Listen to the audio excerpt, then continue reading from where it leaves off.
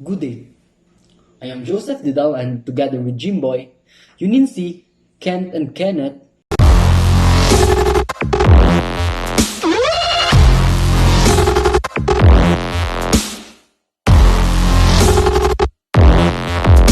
we are going to start with a question. Why do you think mental health illness causes many deaths? In the early days, mental health issues are viewed as silly and being overly dramatic.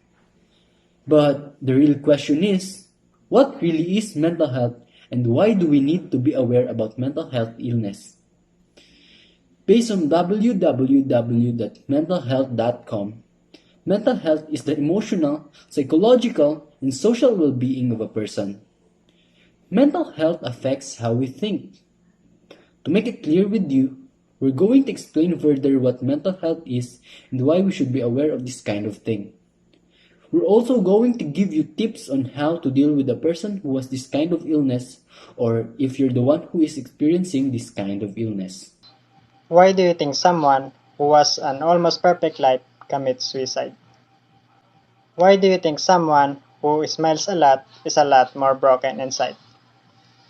Why do you think someone who talks a lot outside his or her house is silent when at home?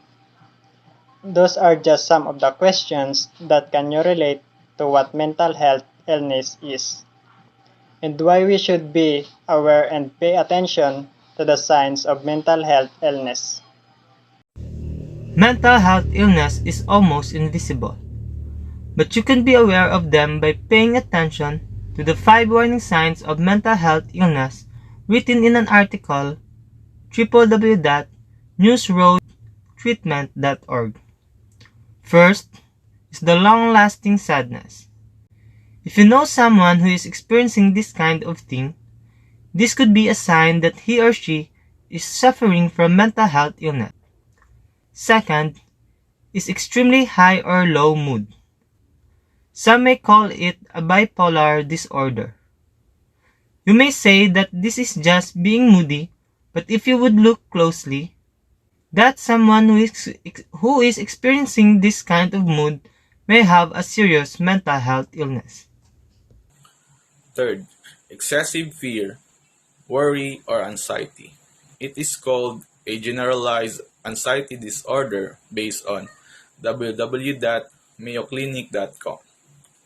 This disorder includes persistent and excessive anxiety and worry about activities and events. It is also stated that worry is out of proportion to the actual circumstances. It's difficult to control and affects how you feel physically. Fourth is social withdrawal. When you frequently refrain from social activities in presence of peers, it may be called a social withdrawal. It is mostly experienced by children. The lack of social interaction in childhood may cause from a variety of causes, including fear and anxiety or preference for solitude. Fifth, dramatic changes in eating or sleeping habits. When someone suddenly eats more than he or she normally do, or if that someone isn't sleeping or sleeping a lot more than he or she needs, it is a big sign that someone is suffering from mental health illness. When you see this sign, or when you feel like someone is suffering from this kind of illness, you can deal with them and help them by doing these 5 strategies. Written in www.mentalhealth.org.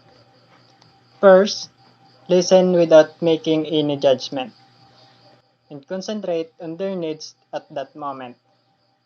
They don't need to judge them. What they need is someone who will listen to their pain. Second, after making them feel that they are safe with you, ask them what you can do to help. We know that it is scary for some people to open up with their problem. But when someone opens up to you, it would be a lot easier for you to understand and to know what you can do in order to help them. Reassure and signpost to practical information or resources. Know your limits. If you believe he or she is in danger or injuring his or herself and needs medical attention, take action to make sure they are safe. Fourth, avoid confrontation. When someone who has a mental health illness becomes aggressive, don't confront them. Try to remain calm, speak in calm, slow and clear voice. Give the person some physical space. You can leave it and wait for that person who has a mental health illness to calm down before talking with them. Lastly, ask if there is someone they would like you to contact. Sometimes, a person can calm down only when a certain someone is with them. They could either talk to that person, and that person will make them feel understood and heard. Some may only open up to a certain someone, and by calling that certain someone, you can help that person who is suffering due to mental health illness. So, everyone, those are the reasons why mental health awareness is important. Those are also the tips on how to deal with it. Being aware of this illness can help you save lives. So, be safe, and we hope that this video will help you save lives as well as taking care of your own well-being. Thank you and have a beautiful life.